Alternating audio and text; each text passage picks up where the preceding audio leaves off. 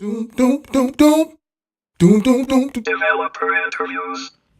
Hello, my name is Neil Ticktin. I'm the editor-in-chief and publisher of MacTech magazine. These are the TUAW MacTech interviews with developers, talking about some of the things coming out of Apple as far as their new OSs and new products that are coming out this year, how it impacts them, how it impacts you.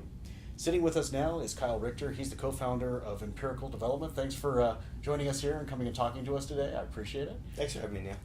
No problem, no problem. So, we're hearing a little bit more out of Apple about OS 10 Mavericks and also about iOS 7.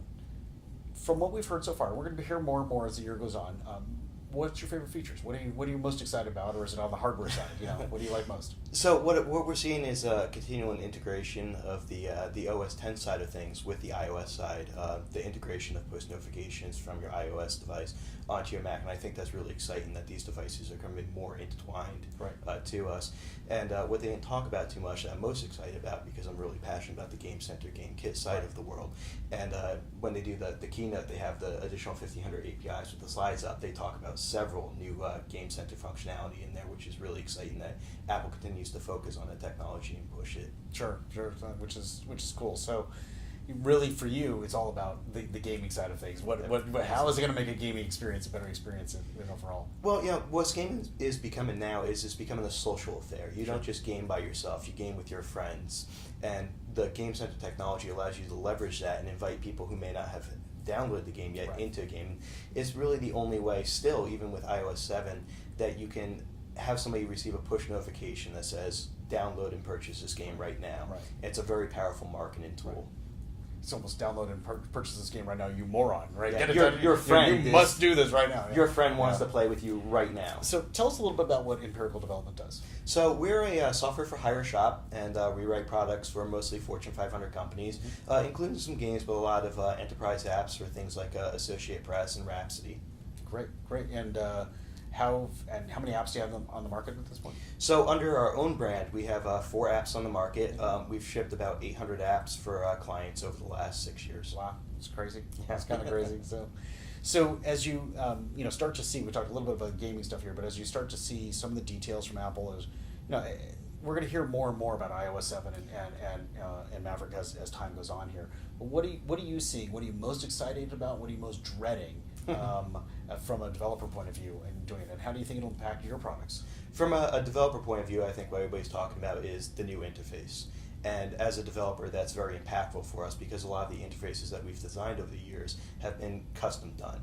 And when Apple comes in and they change out the interface, not out from under us, but when they redesign and re-implement how the interface works, all the standard elements that we use are natively upgraded. Right. However, anything that we've done custom to kind of fit into that isn't, and that kind of plays hell with the current apps that we have out there.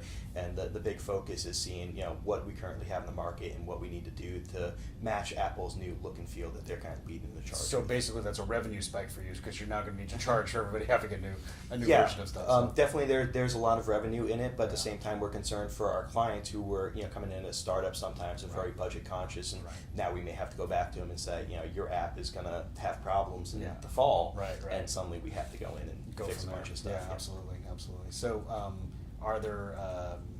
Do you see anything with specific APIs that?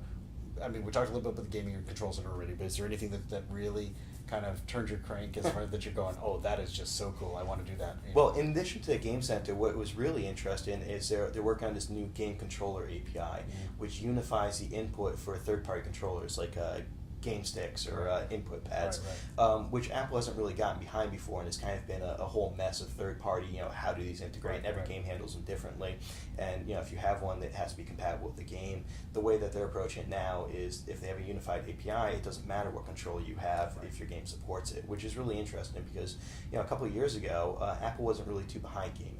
And then the iPod Touch became the gaming mobile machine platform all of a sudden. Yeah. And Apple's really kind of done a 180, and now they're really getting behind, really embracing gaming. And we saw that with the keynote that a lot of new Game Center stuff, a lot of new interconnected Bluetooth stuff, and the game controller stuff. It's funny because the game controller, originally the idea of a game controller was for an iPod Touch or an iPhone or whatever, was to take it and put it into a plastic steering wheel. Yes. And just move it around and go from there.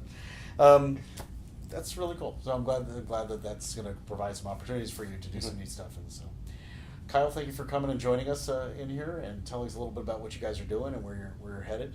I'm Neil Ticktin. I'm the editor-in-chief and publisher of MacTech Magazine, and these are the TUAW MacTech interviews, talking to developers. Thank you for watching.